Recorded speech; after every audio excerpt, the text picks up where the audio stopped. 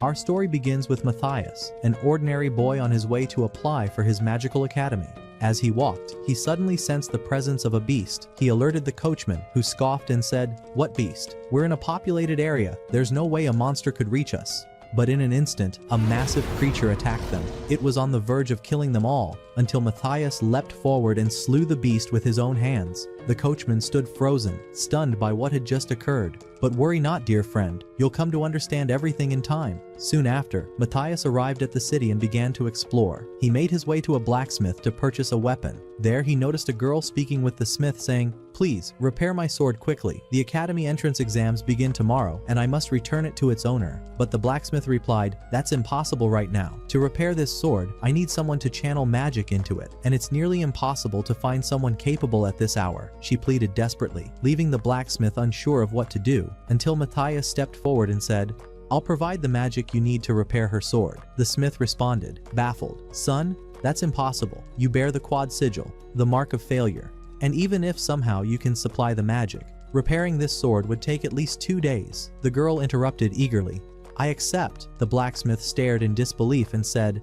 "Then it's not my responsibility anymore. If you lose your jewel, don't blame me." She replied with confidence, "I trust him." They sat and introduced themselves formally. Her name was Alma, and she was trying to fix the sword for her friend Lori. Speaking of Lori, she arrived at that moment, glowing like the moon. The moment Matthias saw her, he was clearly captivated. He nervously introduced himself, and she responded with similar shyness. Alma turned to Lori and said, "This is the one who will repair your sword." Lori's face lit up with joy. Then the blacksmith handed Matthias the sword and said, "Now show me how you'll fix it." Matthias smiled and replied, "Watch and learn, old man." He focused his energy onto the weapon, and in less than a second declared, "Done."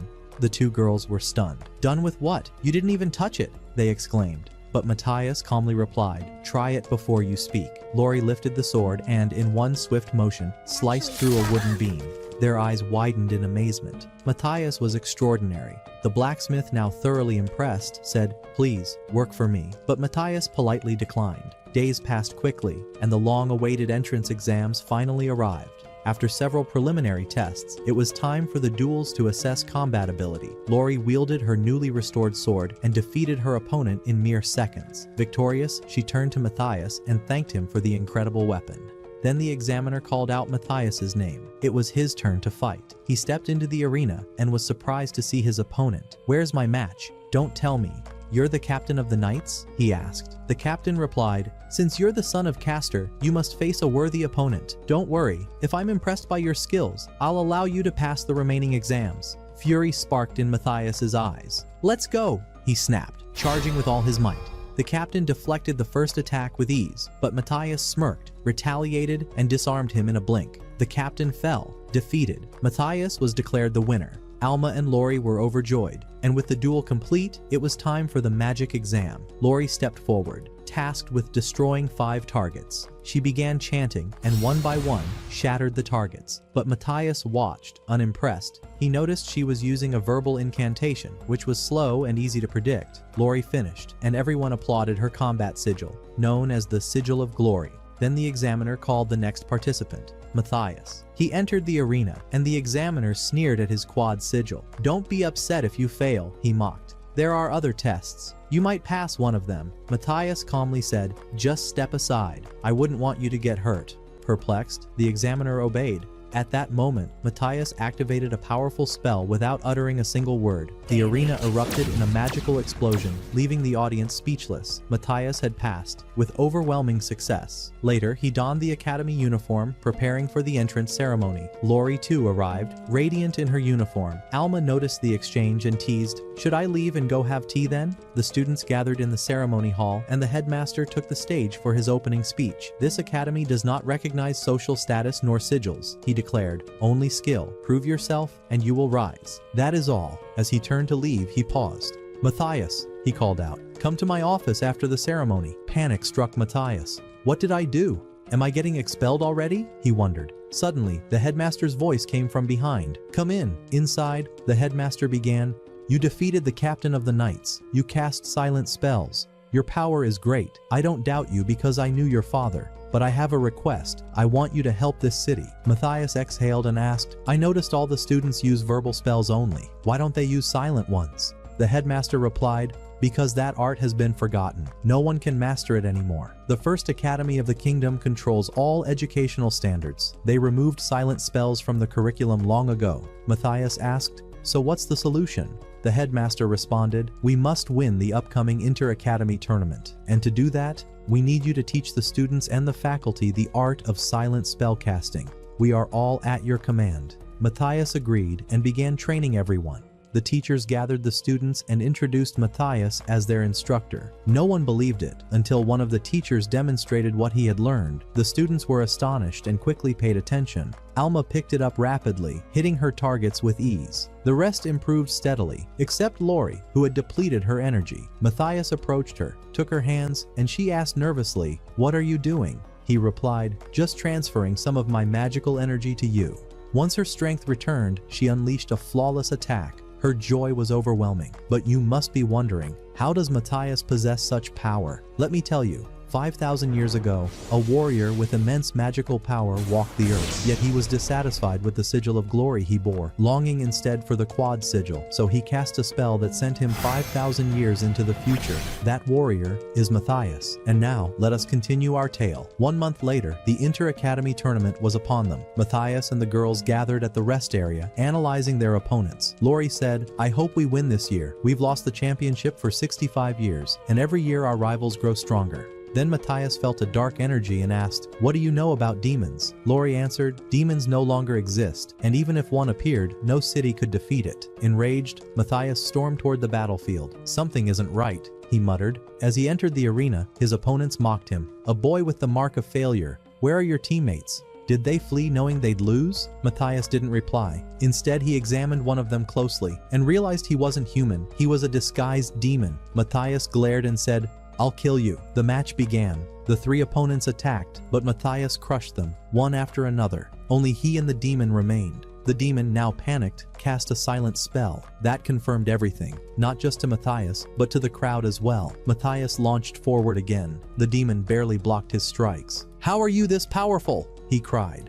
Matthias replied, I'm not strong. You're weak. He surged his energy and unleashed a spell that forced the demon into his true form. Chaos erupted in the arena. The headmaster ordered an evacuation. The demon tried to flee, but Matthias pounced, killing him in a single strike. Mages gathered around to confirm the kill. Lori rushed over to check on him, and something between them had clearly begun to blossom. Soon after, the king summoned Matthias to reward him. The headmaster accompanied him and recounted everything. The king offered him a plot of land, but Matthias refused. Instead, he asked for permission to enter the Demas, an ancient domain filled with treasures. The king was surprised, but agreed. Then he asked, what are the demons' next moves? Matthias answered, now that we've defeated one of them publicly, they'll declare war. But don't worry, they'll need 3 months to gather their forces. We have time to prepare. The king asked, can you do it? Matthias replied, confident and unwavering, 1 month is enough. The king was stunned by his boldness, but deep inside, he knew.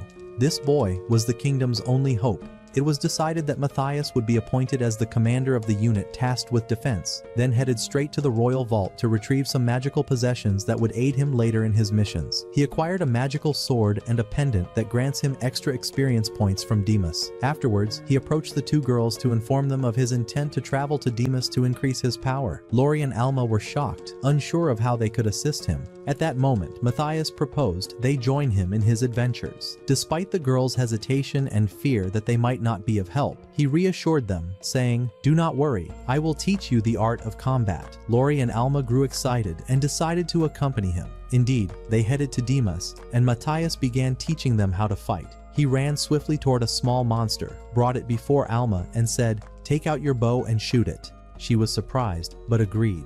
She focused her magical energy and easily eliminated the creature, astonished at how effortlessly she had slain it. Matthias had her focus her energy even more, making her feel the connection between her and the arrow. When she released it, and thanks to his guidance, the arrow changed its trajectory and struck a monster hiding in a blind spot. This is because Alma is known by the title The Core, a specialist in archery. Matthias suggested she intensify her training in that role, and she agreed. Then began seeking other monsters to hunt. As for Lori, she became eager and said, teach me. He took her to a wall in Demas, shattered it, took a piece of the rubble, cast an enchantment that turned it into raw material, and began instructing Lori. She learned quickly, and he explained what was happening, saying, Your crest is the crest of glory, and you possess the ability to forge weapons, in addition to casting spells, meaning you are an infinite source of weaponry. Lori grew more enthusiastic and began turning metals into swords. Alma returned after increasing her power, and was amazed at Lori's progress, all thanks to Matthias, who had been training them.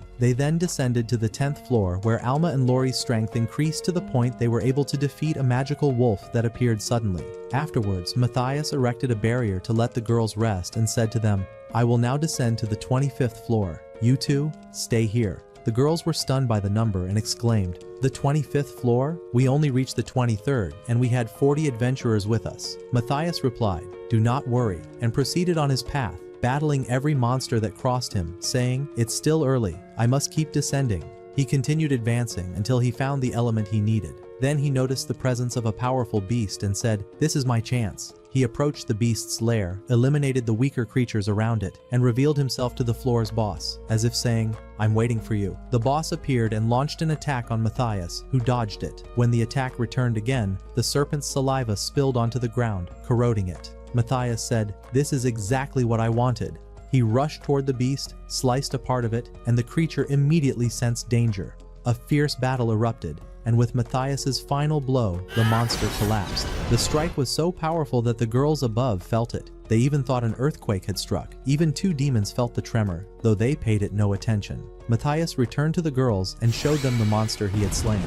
They screamed in horror, nearly fainting. He then carried the creature's corpse to the guild to claim his reward. When the guild girl saw the size of the beast, her face turned pale from fear. It seemed the guild couldn't even afford to cover the cost of that kill. So Matthias took everything they had. Couldn't you leave them something, man? As he walked with Alma and Lori, they shared the spoils. Since Matthias was fair, he divided the rewards equally. Everyone was happy, amazed at the amount of gold they had received. But suddenly, Matthias sensed a countering energy. Alma and Lori also felt the danger and said to him, is it possible? He replied, yes, there are two demons standing in the sky, and it seems they are preparing to attack. And indeed, they were there. One was named Asher, large and powerfully built, and the other was his servant, whose energy was weaker. Matthias measured their powers and devised a plan. He told the girls, I will face the strong one, and you two will handle the other.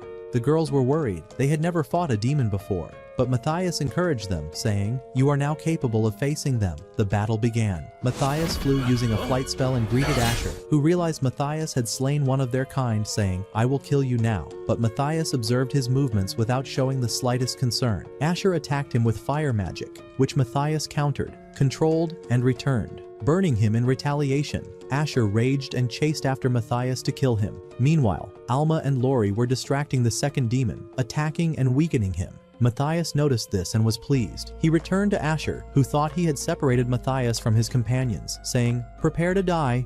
Poor fool, he had no idea what awaited him. He lunged at Matthias with full force, but Matthias dodged with ease, then struck him in the back, causing him to lose balance. The demon tried to heal himself, realizing he was facing an extraordinary opponent. He attempted to fly away, but Matthias electrocuted him. The demon trembled, gathered his strength once more to flee, but Matthias activated a spell that paralyzed him completely. And just like that, Asher was rendered powerless. At the same time, Alma and Lori were exhausting the second demon, Alma striking him with arrows that disrupted his movement, both girls disorienting him in turns. Matthias saw this and felt prouder than ever. He then turned to the second demon and forced him into submission. When the demon learned his master had died, he tried to escape. But where to? Matthias pursued him, severed his wing, and finished him off as well. Thus, Matthias and his team vanquished the demons, and soon their names would spread throughout the entire kingdom. People gathered around them in disbelief at what had occurred. Matthias seized this momentum and flew with the girls toward the royal palace. They arrived before the king and recounted what had happened. The king offered Matthias a reward, but he declined, saying,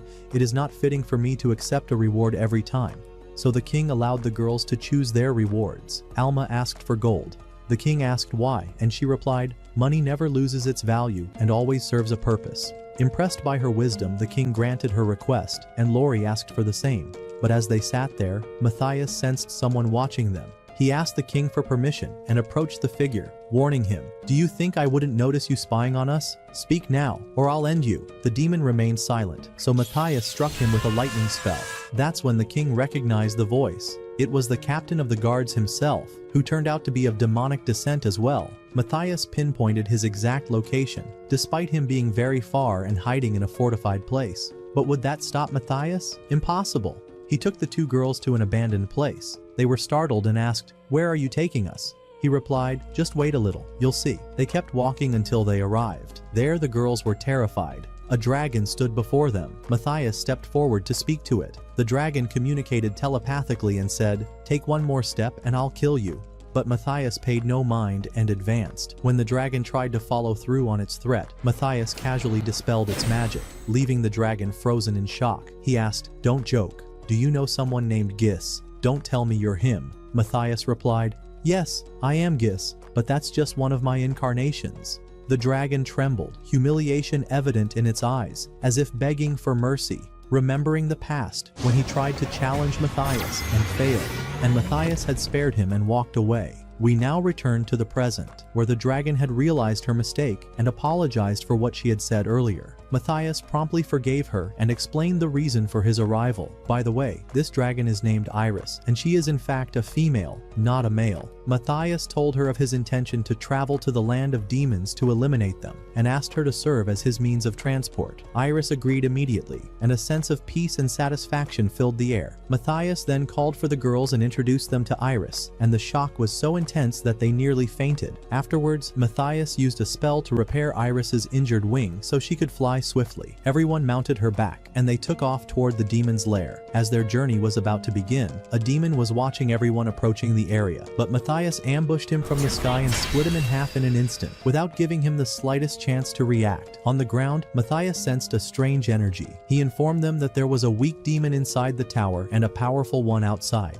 They decided to storm the tower. Matthias cast a spell to enable telepathic communication and explained his plan, giving Luri a special spell, instructing her to use it against the demon. They proceeded with the plan and stormed the location, but it appeared empty. Matthias quickly realized the enemy was using a concealment spell and revealed his location to the girls. Alma aimed her arrow at the target. Although the demon was confident that no one could detect him, Alma's arrow struck him effortlessly.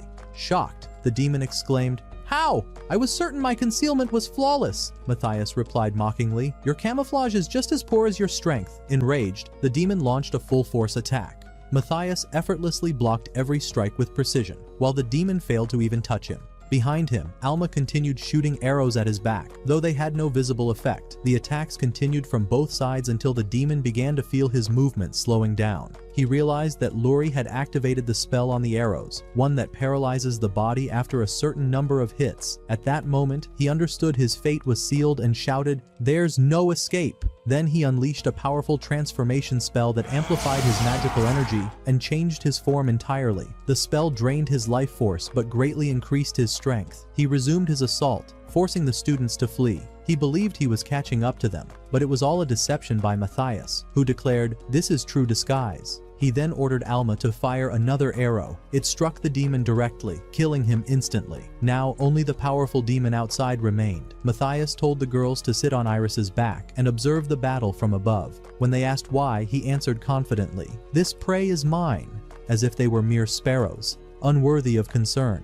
Iris flew them upward as Matthias began his preparations for battle. He drew a magic stone and shattered its energy, flooding the area with blinding light. The girls were left in awe. Then he brought out 2 more stones and did the same. These spells were intended to force the demon to reveal himself. The demon emerged and said to Matthias, "Well done, but you've dug your own grave."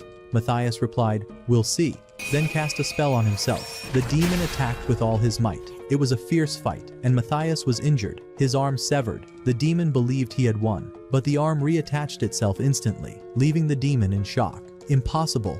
You're not human," Matthias responded. "I let you hit me on purpose, so you'd realize how weak you are." He then struck the demon with his sword, and the effects of poison appeared on the wound. The demon began to feel the same symptoms that had afflicted his comrade before. The demon attempted to flee with a spell, but Matthias grabbed him. He tried using a dispersal spell, but Matthias interrupted it. The poison began to take effect. It absorbed magical energy from the surroundings and disabled the body's power. In a desperate final act, the demon absorbed a massive energy stone, causing his body to swell rapidly until he exploded like a balloon. Thus, another overwhelming victory was claimed by Matthias. After the battle, Matthias discovered a massive magic stone stone. It appeared to be the main objective of their journey. This stone would be used to create a barrier to prevent demons from entering the kingdom. They took the stone, and joy spread among them. On their way back, Iris asked Matthias what would happen to her upon arrival. Would she be allowed to enter the city in her current form? He suggested she take on a human form and that he would bring her into his academy and personally care for her there. Iris agreed. They landed, and she transformed into a beautiful girl.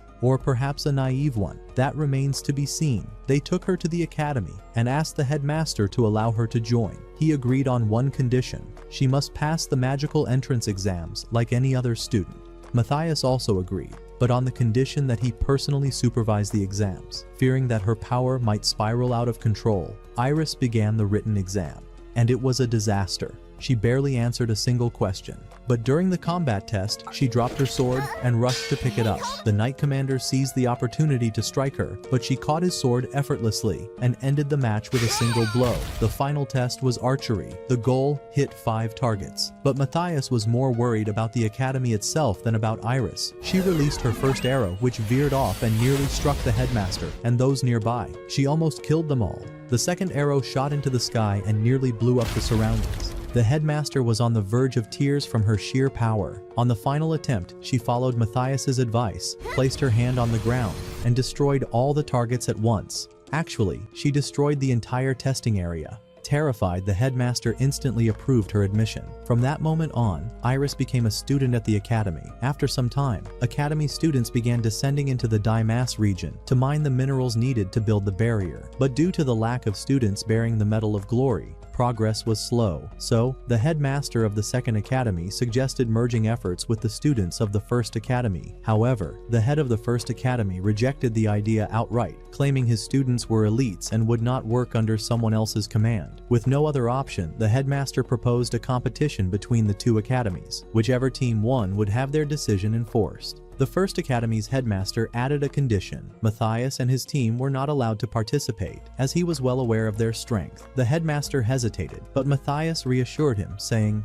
"Don't worry, I trained them myself." The competition began. Students from the first academy arrived in large numbers, taking it seriously. Meanwhile, Matthias's students numbered only 5. The headmaster of the first academy mocked them, confident of their impending humiliation. But the exact opposite happened. The 5 students used a silence spell and crushed all their opponents, reducing them to something like dough. Enraged, the headmaster of the first academy refused to accept the result and began cursing the kingdom. The king ordered his immediate imprisonment, and the students of the first academy were transferred to the second. Conditions improved drastically. With the students' help, resource gathering became far more efficient. Matthias's team was now ready for advanced missions. He took them to deeper floors to train and develop teamwork. Alma and Luri were highly coordinated, efficiently taking down monsters. As for Iris, she had yet to master her power or even the basics of combat. Truth be told, every time she appeared, I couldn't help but laugh. They kept moving forward. Matthias told them he needed a magic stone larger than 60 centimeters to build the barrier, but finding one required venturing into extremely dangerous depths, or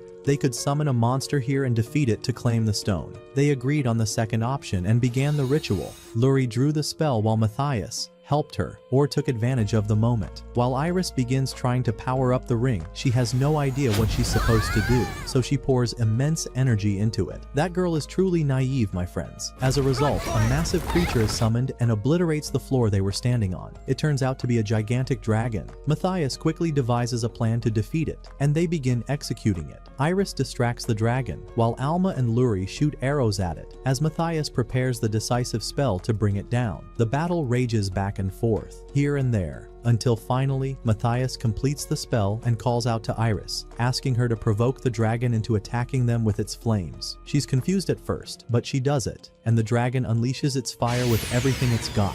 Right at that moment, Matthias turns the dragon's power against it, causing a thunderous explosion that obliterates it completely. What a glorious moment that was. Iris retrieves the magic stone, and they're all overwhelmed with joy. Then Matthias suggests she join them, and she loves the idea and agrees, as if she hadn't been part of the team all along. The group heads off to the academy to train and strengthen their teamwork. Matthias sets up the training ground, and everyone begins taking responsibility. Iris amazes them with her synchronization and her attempts to adjust to her human form. Matthias and Luri work on crafting weapons for the team to help them in future battles, and he teaches her how to forge them. Luri understands the method and begins crafting. The weapons are completed, and everyone takes their own. Luri is the first to test her weapon on a rock. It's shattered completely. Alma follows with her bow. Her power has reached a whole new level.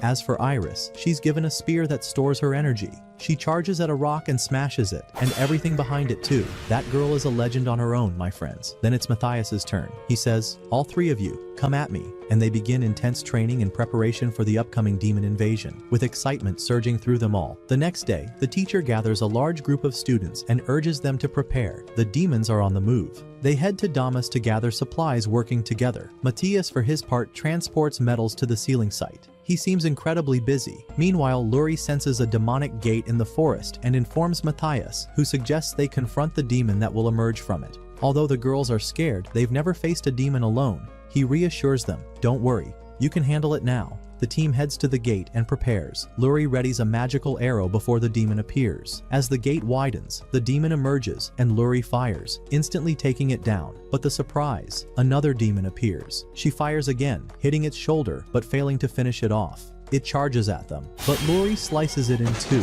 What a girl she is. The gate closes, and they confirm no more demons will emerge. The girls return to Matthias and tell him what happened. He praises them, and everyone is thrilled. Suddenly, Matthias senses demonic energy approaching the academy. Another confrontation. The headmaster and many students are already prepared, just as Matthias had foreseen. Alma and Luri arrive too. The stage is set for a massive battle. A portal opens, and a demon far stronger than the others appears. He gathers his power and attacks the students with infernal flames, but to his shock, the students withstand the assault. None are harmed. Enraged, the demon lashes out, but the students' attacks don't affect him. Even Alma shoots an arrow, but he catches it. There's only one option left. Luri must craft a special arrow capable of piercing him. As the attacks intensify, she tries again and again, failing each time until she nearly gives up. But her teammates shout, "We believe in you, you can do it." Her spirit ignites and she gathers her energy. At last, she succeeds. She hands the arrow to Alma, who fires it at the demon. The demon tries to dodge it, but Alma brings it right back to him. She endures his counterattacks, and finally the arrow pierces through and finishes him. The first demon is defeated. Everyone celebrates, but the joy doesn't last. A stronger demon appears, and then many more. The battle is on the verge of becoming a massacre. The students freeze in shock while Alma, Luri, and others stand tall, ready to face their fate, even if it's their last stand. But do you really think any of those demons can do a thing? Impossible. Matthias suddenly appears and obliterates one of them, then shouts, "Now, let's begin the real battle." He slaughters them. First, second, fifth, one after another. None can even touch him. He wipes them all out and lands among the students. What a moment of sheer power. Alma and Luri rush to him and hug him. Matthias thanks them for their efforts, and everyone is filled with joy. Then Matthias heads to the barrier site and finally activates it. Energy floods the entire kingdom, and happiness spreads everywhere. Alma thought the day was over, and she'd just have dinner and go to bed. But Matthias tells her, that was just the beginning. The previous battles had drawn the attention of more beasts, and they must be dealt with now. The headmaster gathers the students, and they march to fight the beasts. A massive horde attacks, but the students have grown stronger and repel them with skill. Even larger beasts arrive, and then Matthias and his team step in. He orders the headmaster to retreat, and he obeys. Who's the real headmaster now, I wonder? Matthias throws Iris at a beast and she takes it out. Alma and Luri fight off two others and destroy them. Then a colossal beast appears and starts absorbing others around it. Matthias notices and lets it keep absorbing, then tosses it an energy crystal and says, "Show me your full power." The beast consumes the energy and reveals its true form, a massive lion ready to kill anything. Matthias forms a strategy and rushes into battle. Iris charges forward and slices its legs. The others join in, and the beast goes wild. They think they've won, but it's only the beginning. The lion regenerates and returns, as if nothing had happened. Matthias braces himself and says, "Very well." He prepares an ancient spell and fires it, causing it to multiply again and again, until the beast can't take it anymore. Matthias follows up with a final blow, decapitating it. And just like that, the lion is slain. Everyone stands in stunned silence, terrified by his sheer strength. Unbelievable. Afterward, Matthias looks over the city from afar. He seems ready to leave. He goes to the academy director and tells him his intention. The director had expected this and says, "I have a better idea. I won't expel you. I'll offer you a scholarship." This means staying in contact while helping out occasionally in return. A mutual benefit. Matthias likes the idea and agrees, but Luri is heartbroken to hear he's leaving, and she doesn't know what to say to the director, so the director proposes giving them scholarships too, and they all agree instantly. Matthias and his team begin preparing to explore the outside world. And this is where the true fun of the anime begins, my friend. Once their adventure begins, Matthias decides to visit a city built atop the Damas ruins. In his past life, he'd never heard of such a thing, and he senses something strange. They pass through a forest the girls are terrified of, known for its beasts. But who's with them? Matthias, son of the Great Ones. They enter the forest, and Matthias leaves the girls behind to handle the beasts alone. All the monsters fear him, except for one foolish monkey that dares attack. You already know its fate. Later, Matthias brings them a wild boar he hunted. They cook a meal, and Alma ends up with soup that tastes like nothing. They continue their journey and arrive in Damas Melkia. There, they see something strange. A light post powered directly by something called a dragon vein, without a magic stone. It's on the verge of exploding. And it does, though thankfully, no one is hurt. Luri is furious and confronts the vendor. Aren't you worried about people's safety? He tells her the ruler took all the magic stones from the posts and sold them, leaving the rest to explode among civilians. Matthias suspects the ruler and senses demons control the city. He heads to the guild to investigate. The girl there refuses to register them because they're too young, but Matthias persuades her. Before she finishes the process, a girl bursts in begging for help. Over 40 adventurers are critically wounded. She asks if anyone can use healing spells. No one steps forward, except Matthias. He goes with her and starts healing everyone non-stop. He asks about the doctors, and the girl tells him the king fired them, calling them a waste of money. Enraged, Matthias decides to save them all. He uses a spell to classify each case by severity, assigns a number to each, then heads to treat the most urgent. A doctor tries to stop him. You won't succeed. Don't waste your energy. But do you think Matthias would ever waste anything? He replies, silence, watch and learn, and then heals the patient effortlessly. The doctor began to feel astonished and gradually convinced by Matthias's words. He started listening to him and applying his instructions, even going so far as to treat cases according to the priority order that Matthias had established. The girls also supported him, and together they managed to save all the injured without a single life lost. Oh, what greatness are we even talking about, my friends? Afterwards, the doctor approached Matthias and expressed his gratitude, saying, "If it weren't for you, I wouldn't have been able to save them. Thank you, and I apologize for my previous behavior." Matthias responded with a smile. "No worries, there's no need to apologize." Then they asked about the former king and the cause of his death, and the doctor told them he had died suddenly, with no known cause. But Matthias sensed there was a hidden devil behind it all, and so they decided to head to one of the rooms to get some rest. They agreed that the next morning, they would head to the region of Damas, each one of them filled with resolve and courage. They slept through the night, and as soon as the sun rose, they set off for Damas. There, they eliminated nearly all the monsters and returned to the guild. The girl standing there appeared shocked, unable to utter a word. She asked Matthias what had happened, and he simply replied, "I didn't do much. The girls took down the monster. I just supported them." She nodded, then sent a report to the king informing him of the incident, writing in it that these girls were no less than monsters themselves, and that Matthias was merely their assistant. The message reached the king, who clearly didn't bear them any goodwill. Meanwhile, the group was celebrating their success and eating together, but Matthias noticed that someone was watching them. He realized the king had begun pulling his strings and that things were about to escalate. Matthias slipped away through a side path and used a telepathy spell to inform the girls of the situation. He said, "We'll first cast an invisibility spell to observe their reaction, and if we don't like what we see, we strike." Indeed, he vanished from the spot, startling the observers, who began searching for him everywhere, but to no avail. Then Matthias appeared behind them and said, "Excuse me, I just wanted to confirm whether you were following me. Do you know where I live?"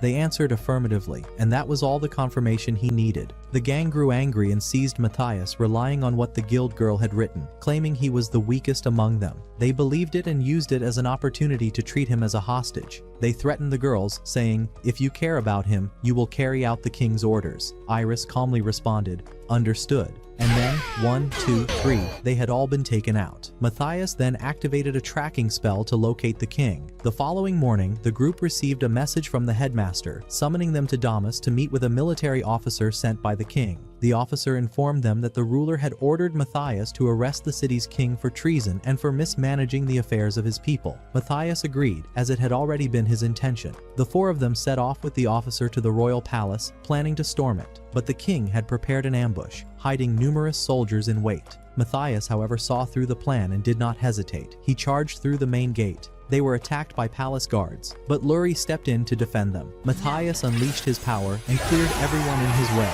eventually opening the secret passage leading to the king, and they descended to confront him. The king, believing Matthias had already been dealt with by his guards, was shocked to see him. He had even prepared a second trap of soldiers, but they were defeated too. The officer declared that he had come to arrest him for his crimes. The king began to deflect, saying, "If anything happens to me, calamity will fall upon the people of this village, so be cautious from now on." Matthias replied, "Very well," and rendered him unconscious. He then approached the flames and found a message revealing that the king had been in collaboration with demons who had been supplying him with information to shield himself using special soldiers. But the question remained, what did the demons want from him?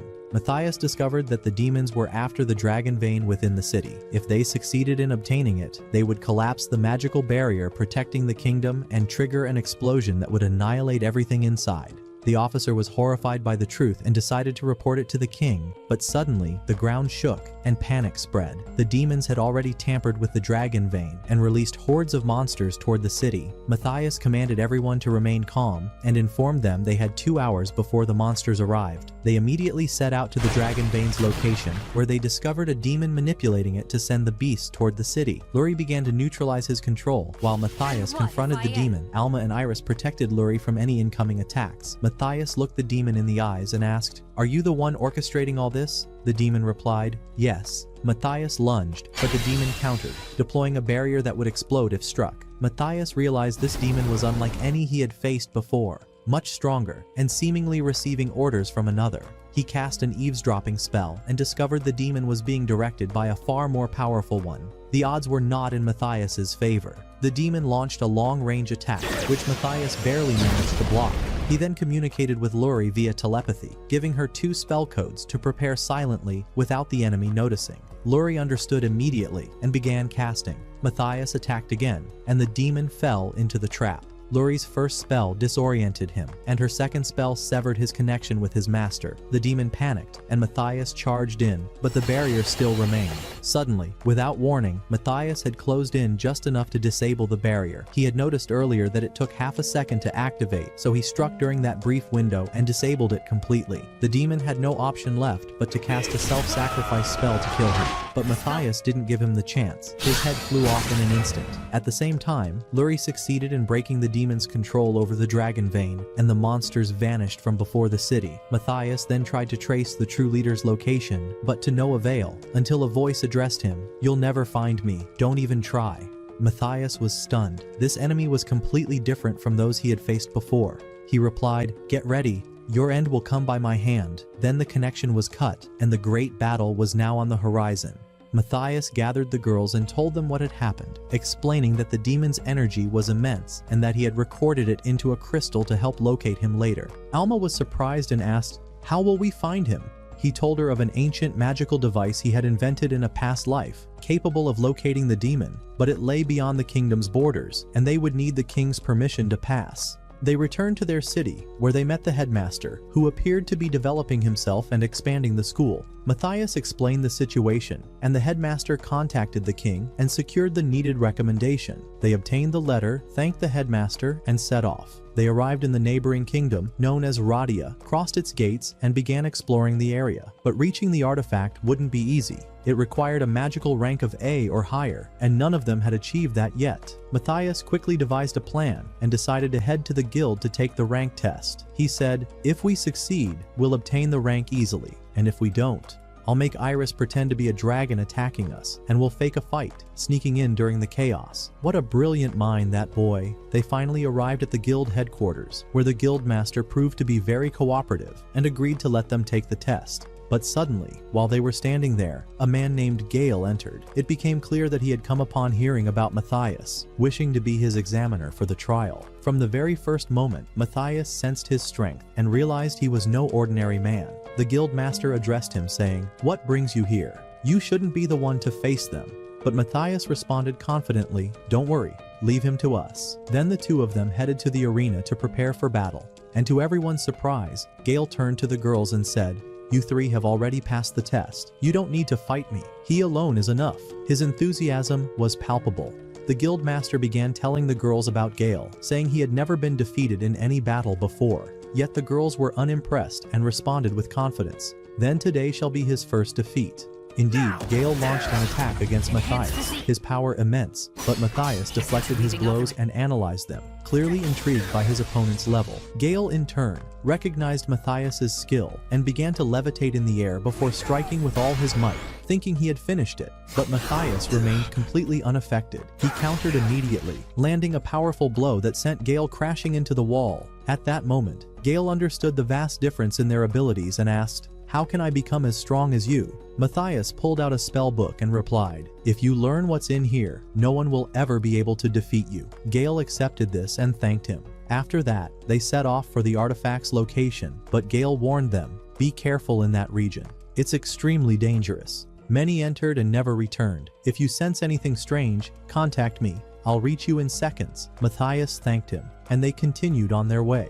At the city gate, the guards stopped them to inspect their guild license. They allowed them through, but Matthias grew suspicious, and rightly so. The guards had cast an encryption spell on the license and sent a secret message ordering their assassination. Matthias sensed they were being watched and devised a plan to deal with it. He handed Alma and Lori a sleep spell to use on the gang, while he and Iris would act as bait to lure the attackers in. The plan worked perfectly. The fools began firing arrows at Iris, but they had no effect on her. Enraged, she charged at them, but Matthias stopped her, saying, "We're only putting them to sleep." And sure enough, Alma and Lori cast the sleep spell, and everyone was knocked out, including themselves, having forgotten to shield themselves. It was a hilarious moment. Later, Matthias woke them up, and Iris had used the opportunity to doodle on Alma's face, teasing her. Then they reached the city's main gate, where Matthias began inspecting it and sensed something was terribly wrong. He realized the city was under the control of 30 demons. He then discovered a hidden passageway and led the team through it until they reached the city center. There, a demon stood guard. Matthias crept up, cast a sleep spell, and moved him aside, allowing them to advance. Once inside the city center, they found the people dazed and clearly manipulated. Matthias stopped one of them and began recording what was happening. They then headed to the gathering site to uncover what the demons were up to. The team cast a defensive spell on themselves to avoid falling into the same trance, pretending to be like the others so no one would suspect them. They saw precious metals being collected, and the truth became clear. The demons were gathering rare metals to build a nuclear bomb, controlling humans like slaves so they wouldn't need to do the work themselves. Alma and Lori were furious at the sight and resolved to cleanse the city of the demons' evil and save its people. But how would they face 30 demons at once? That's when Matthias declared with confidence, "Leave it to me." He crafted a plan to scatter the demons. Suddenly, a magical signal flared in the heart of the city, drawing the demons toward the source of power, and there, the team was waiting. The first to arrive were two demons who spotted Iris. Before they could kill her, Matthias struck from behind and split them in half. The rest of the demons screamed in rage, but then, boom!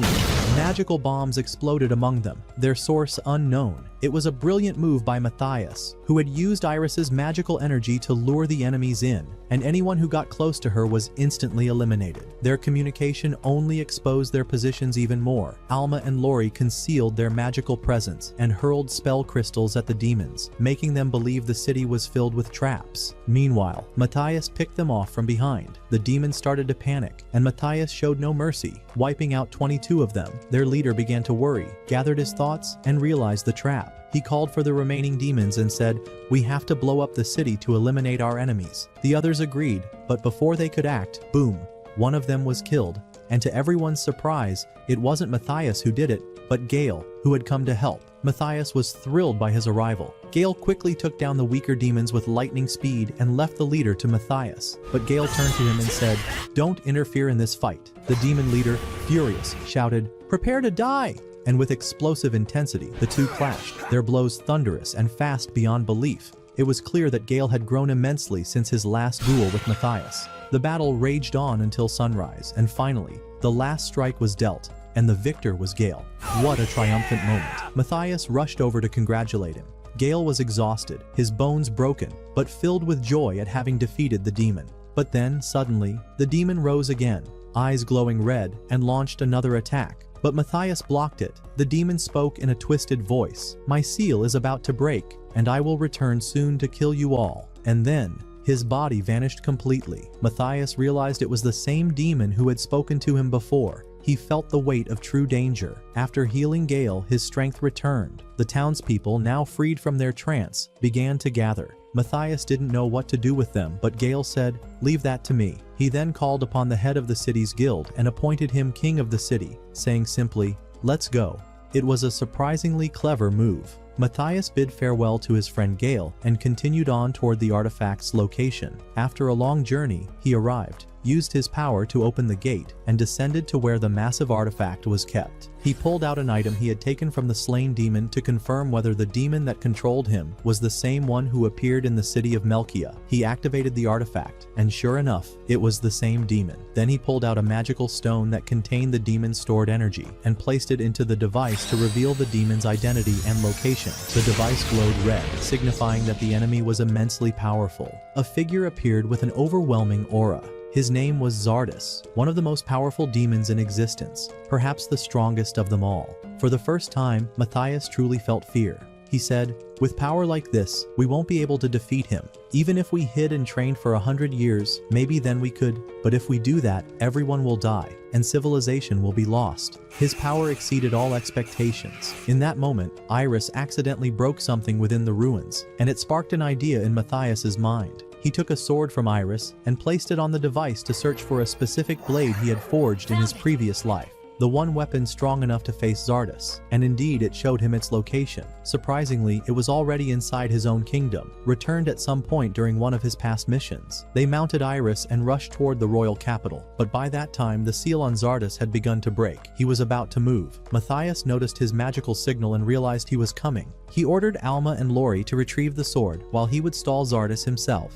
The girls immediately agreed, though they were deeply worried about him. They finally arrive at the kingdom and rush straight to the vault to retrieve the sword as quickly as possible. Meanwhile, Matthias had already begun preparing a counterspell to buy some time against Zardus. The question is, will he succeed, or is this the beginning of humanity's end? At the same moment, Alma and Luri were making their way toward the vault when they noticed the arrival of the demon. They turned to see his location, and Matthias launched an immediate attack in an attempt to seal him away, but Zardus remained completely unaffected. Matthias then ordered the dragon Iris to strike him. The attack hit, but to no avail. Zardus remained unscathed, as if the blow hadn't touched him at all. His power seemed to exist on another plane. He tore through dimensions and unsheathed his sword, shouting at Matthias, "Come on, show me the best you've got." He then charged at Iris with blinding speed, but the girl managed to block the attack using a punishment technique. At that point, the people of the kingdom had sensed the danger and rushed out to witness the battle. At the same time, Alma and Luri finally reached the vault, but the guards blocked Luri from entering. She was about to force her way through when the king suddenly appeared and ordered the soldiers to let them pass. The two girls lit up with joy.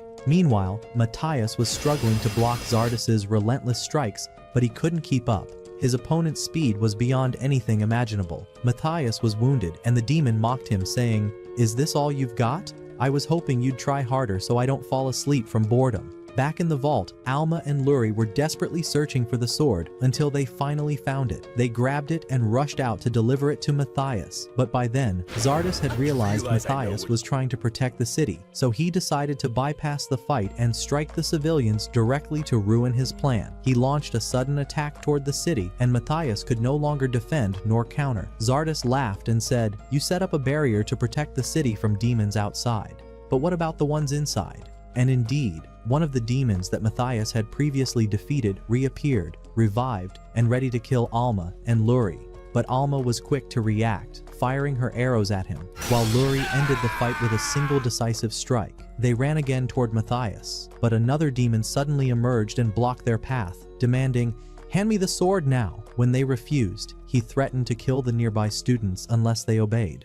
The girls froze in place. It seemed like this could really be the end. At that very moment, Zardes explained to Matthias that he had used a spell to resurrect the demons that Matthias had previously slain, then launched a full-scale assault on the city. Matthias tried to block the attacks. Iris was hit, but he managed to deflect the next strike, only to get wounded again. He could no longer fight. Alma and Luri finally surrendered and laid their weapons on the ground to protect the students. The demon stepped forward to take the sword. It seemed everything was lost, but suddenly, the headmaster and the rest of the students appeared and attacked the demon. Luri seized the opportunity and restrained his magical energy, while Alma followed up with a crushing blow. The situation was back under control.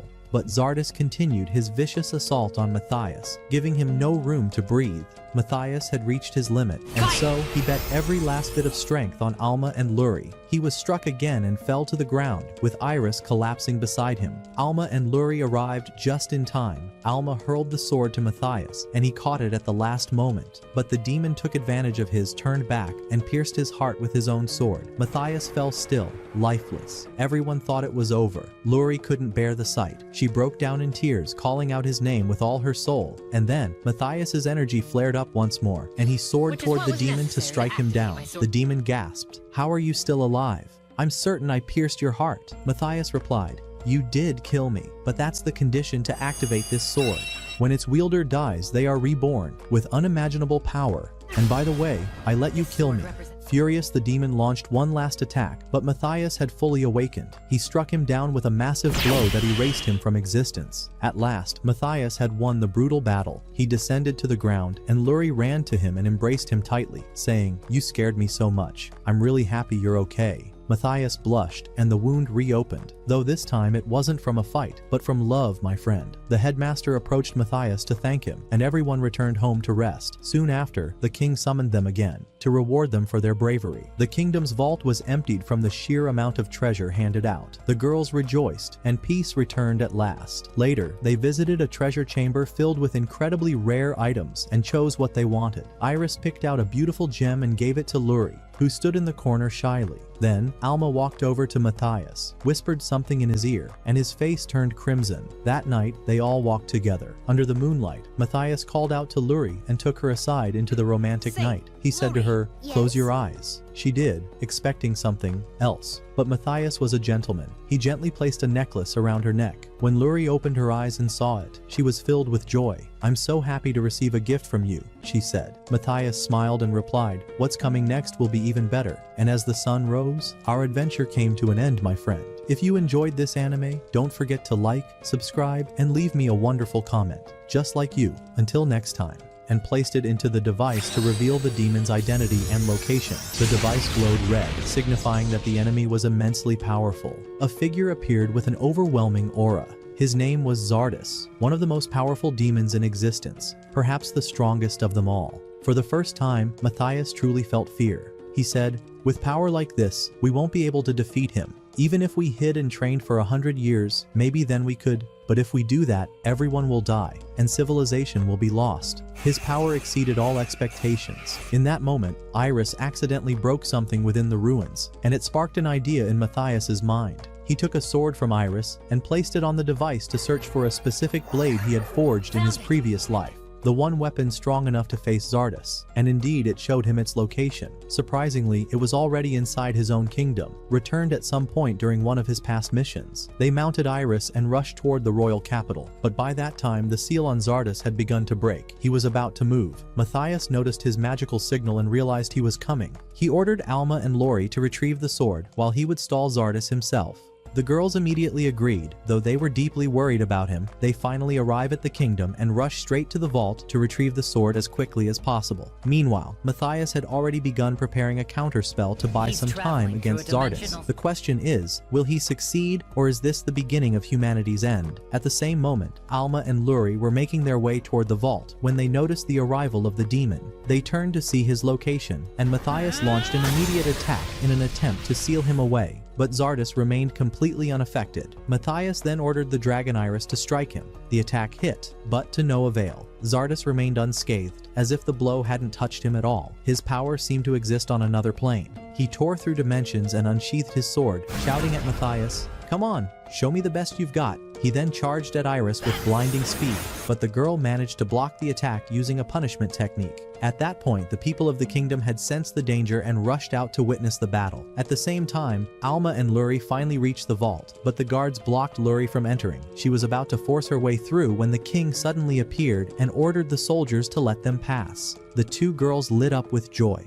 Meanwhile, Matthias was struggling to block Zardas's relentless strikes, but he couldn't keep up.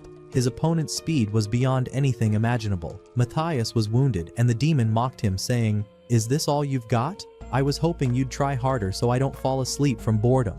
Back in the vault, Alma and Luri were desperately searching for the sword until they finally found it. They grabbed it and rushed out to deliver it to Matthias. But by then, Zardas had realized Matthias was trying to protect the city, so he decided to bypass the fight and strike the civilians directly to ruin his plan. He launched a sudden attack toward the city, and Matthias could no longer defend nor counter. Zardas laughed and said, "You set up a barrier to protect the city from demons outside. But what about the ones inside?" And indeed, one of the demons that Matthias had previously defeated reappeared, revived, and ready to kill Alma and Luri. But Alma was quick to react, firing her arrows at him, while Luri ended the fight with a single decisive strike. They ran again toward Matthias, but another demon suddenly emerged and blocked their path, demanding, "Hand me the sword now." When they refused, he threatened to kill the nearby students unless they obeyed.